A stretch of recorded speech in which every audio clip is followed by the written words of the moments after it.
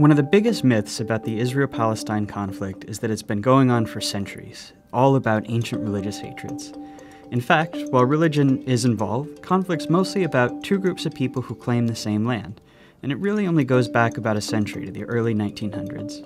Around then, the region along the eastern Mediterranean we now call Israel-Palestine, been under Ottoman rule for centuries, was religiously diverse, including mostly Muslims and Christians, also a small number of Jews who lived generally in peace. It was changing in two important ways. First, more people in the region were developing a sense of being not just ethnic Arabs, but Palestinians, a distinct national identity. At the same time, not so far away in Europe, more Jews were joining a movement called Zionism, which said that Judaism was not just a religion, but a nationality, one that deserved a nation of its own. And after centuries of persecution, many believed a Jewish state was their only way of safety and saw their historic homeland in the Middle East as their best hope for establishing it. In the first decades of the 20th century, tens of thousands of European Jews moved there. After World War I, the Ottoman Empire collapsed, and British and French empires carved up the Middle East, the British taking control of a region it called the British Mandate for Palestine.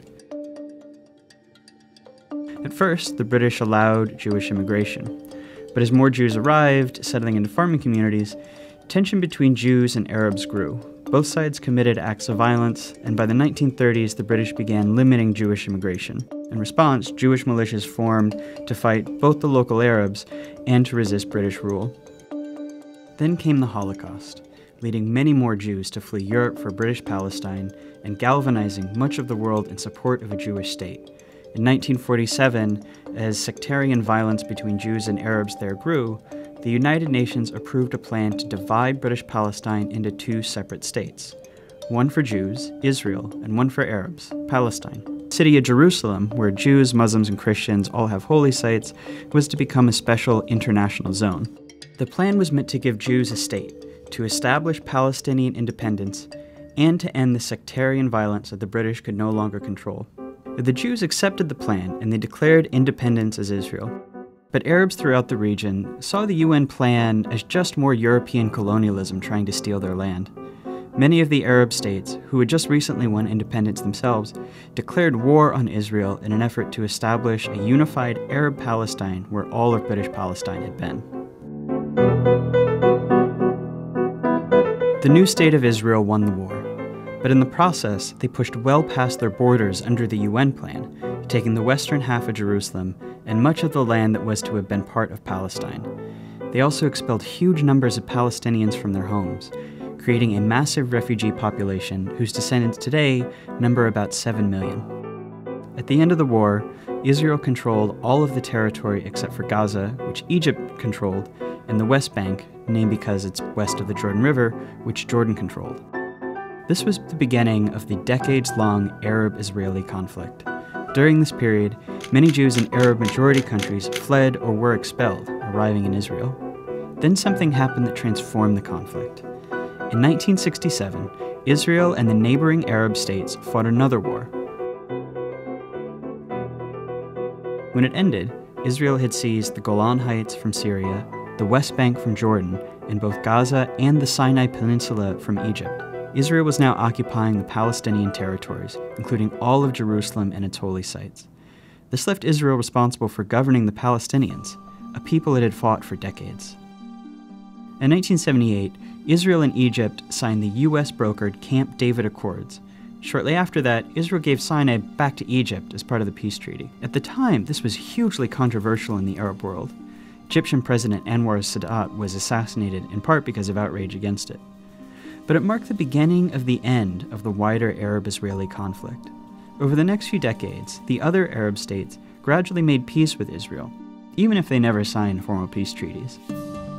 But Israel's military was still occupying the Palestinian territories of the West Bank and Gaza, and this is when the conflict became an Israeli-Palestinian struggle.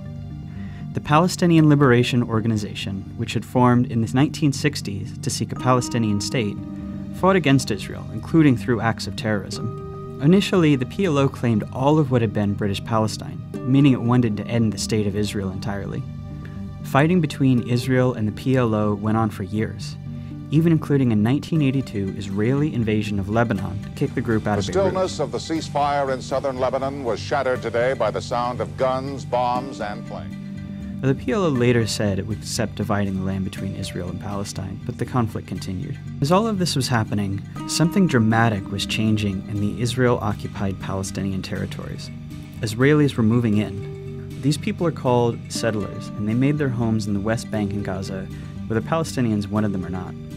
Some moved for religious reasons, some because they want to claim the land for Israel, some just because the housing is cheap, often subsidized by the Israeli government. Some settlements are cities with thousands of people, others are small communities deep into the West Bank. If you've always felt a deep yearning for Jerusalem, now is a once-in-a-lifetime opportunity, not only to stand within its gates, but also to build the home of your dreams there. Settlers are followed by soldiers to guard them, and the growing settlements force Palestinians off of their land and divide communities. Short term, they make the occupation much more painful for Palestinians. Long term, by dividing up Palestinian land, they make it much more difficult for the Palestinians to ever have an independent state. Today, there are several 100,000 settlers in occupied territory, even though the international community considers them illegal. By the late 1980s, Palestinian frustration exploded into the Intifada, which is the Arabic word for uprising. It began with mostly protests and boycotts, but soon became violent. Israel responded with heavy force. A couple hundred Israelis, over 1,000 Palestinians died in the First Intifada.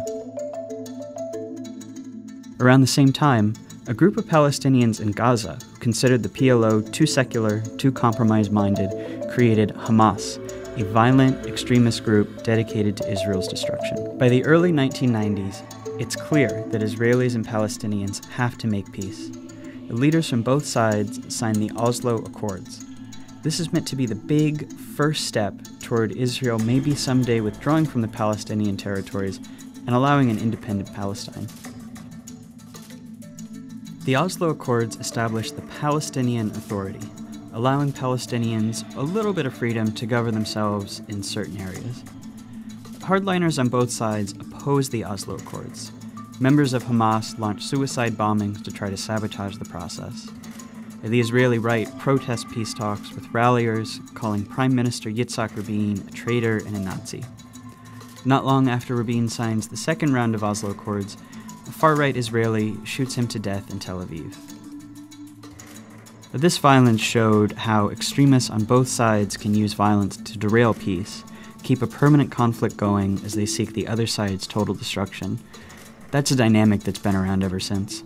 Negotiations meant to hammer out the final details on peace drag on for years, and a big Camp David summit in 2000 comes up empty.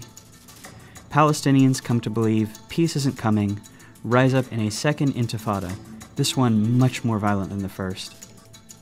By the time it wound down a few years later, about 1,000 Israelis and 3,200 Palestinians had died. The second intifada really changes the conflict.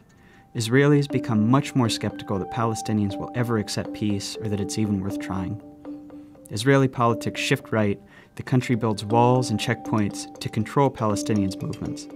They're not really trying to solve the conflict anymore, just to manage it. The Palestinians are left feeling like negotiating didn't work, and violence didn't work, and that they're stuck under an ever-growing occupation with no future as a people. That year, Israel withdraws from Gaza. Hamas gains power, but splits from the Palestinian Authority in a short civil war, dividing Gaza from the West Bank. Israel puts Gaza under a suffocating blockade, and unemployment rises to 40%. This is the state of the conflict as we know it today. It's relatively new, and it's unbearable for Palestinians. In the West Bank, more and more settlements are smothering Palestinians, often respond with protests and sometimes with violence, though most just want normal lives. In Gaza, Hamas and other violent groups have periodic wars with Israel. The fighting overwhelmingly kills Palestinians, including lots of civilians. In Israel itself, most people have become apathetic. For the most part, the occupation keeps the conflict relatively removed from their daily lives, with moments of brief but horrible violence. There's little political will for peace.